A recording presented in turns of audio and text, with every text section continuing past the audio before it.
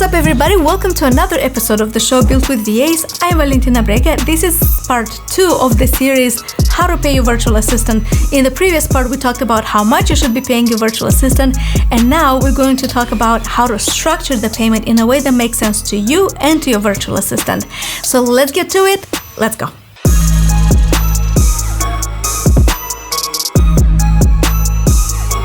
In this series of how to pay your virtual assistant, we already addressed the topic of how much you should pay your VA. If you haven't seen it, watch the previous episode and it will give you some answers in that regard.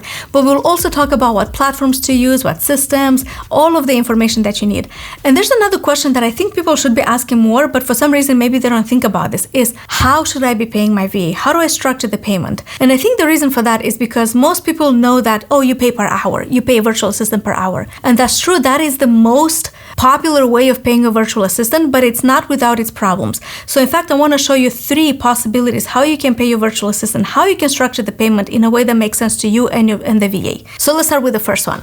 The first one, of course, is you pay per hour. What I like about this is that it's very clear. You pay for the amount of hours that you worked. You work 10 hours, you get paid for 10 hours. You work 5 hours, you get paid for 5 hours, right? You get the idea. The problem with that is, how do you know that this person is actually working for 10 hours and not working for another client in the meantime, or not charging you and charging someone else for, during this time?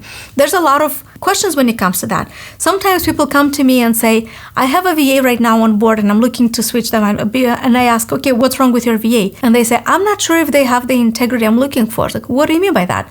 Well, they submit 20 hours of work per week and for whatever amount of time. But then when I see the output, it just doesn't match. Something doesn't click. And I'm just spending money. And I'm finding these people. I was like, okay, where do you find these people? I find these people on these different websites, on Upwork, on Fiverr.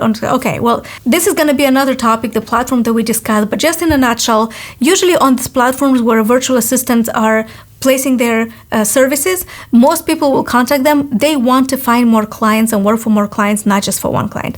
So this is the problem. So when you pay per hour, how do you really keep track of that? Let me tell you a tool that we use in our company that helps us with this problem. We use something that's called Hubstaff.com. I'm going to leave a link here somewhere. And what I like about this tool is when the virtual assistant comes to work, they clock in or they start the timer, and every 10 minutes, this program is going to take a screenshot of their screen, and also it's going to show you how active they were during those 10 minutes. So every 10 minutes, it's going to tell you about their productivity and their efficiency. And we have uncovered a lot of red flags. We have seen people watching movies or working on different projects. So obviously, this is not someone that we would like to continue our collaboration with. If you have a virtual assistant that doesn't like using a time tracker or something like that, that would be a red flag, because I know everyone on my team is using this program. I used it too when I worked for a real estate company. When I was a virtual assistant myself, I had absolutely no problem using this tool. We're going to have a separate series about the tools to use, the websites, the platforms. So I'm going to leave it there for more information. But for right now, if you're in this situation right now, if you have a VA right now in your company and you're struggling with, I'm not sure they're working the amount of hours that they said they will be working, look into Hubstaff right now before this episode comes out. So that's going to be one way to solve this problem. Again, if someone has a problem with that, this is a red flag, because trust me when I say this, the majority of people, they don't have an issue with this type of time tracker. Okay, so that is how to pay people per hour. And like I said, that's the most common one. Now, the second part is paying per project. Now, a lot of people say, hey, I pay per hour, I'm not sure about the outcome. I feel much more comfortable paying per project.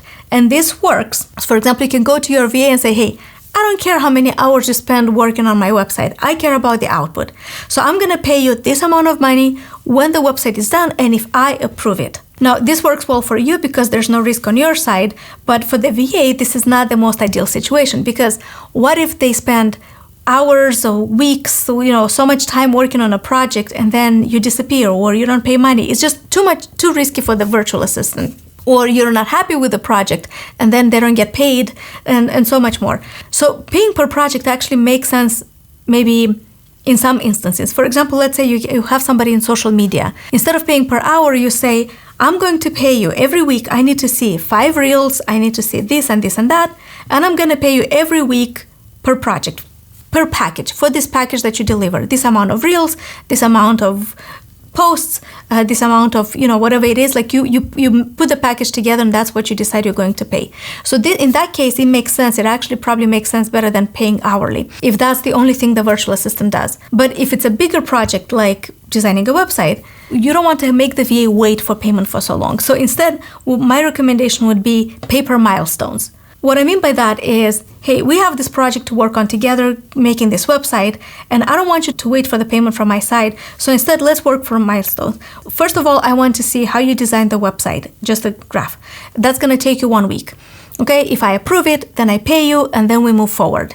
So when you divide the big project in different parts, in different chunks, and then also the payment you divide in different chunks, it's a win-win for you because you can give them feedback. You can give the VA feedback as soon as you see the result and course correct if necessary.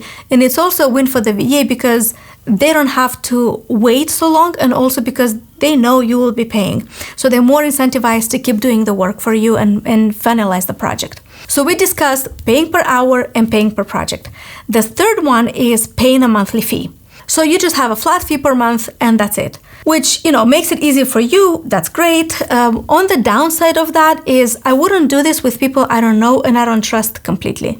I have a couple of people on my team that I could easily switch to this model. Most people, not most, everyone on my team is actually paid per hour, but I could easily have a couple of people just not clock in, not clock out, no need to track the time, and I could pay a monthly fee, and I know that they will be putting in the exact same effort and they will be working the exact same hours, even if it's a flat fee. So here's the issue. If you don't trust that person, you might be wondering if, since no one's tracking their hours, that they will not be working for the entire time. So only do this if you trust that person, which, if you take some time. So if you work with them for a couple of years, they're good, they're loyal, they're dedicated, this is going to be easier for you. There are ways you can automate the payment so you don't even have to think about this.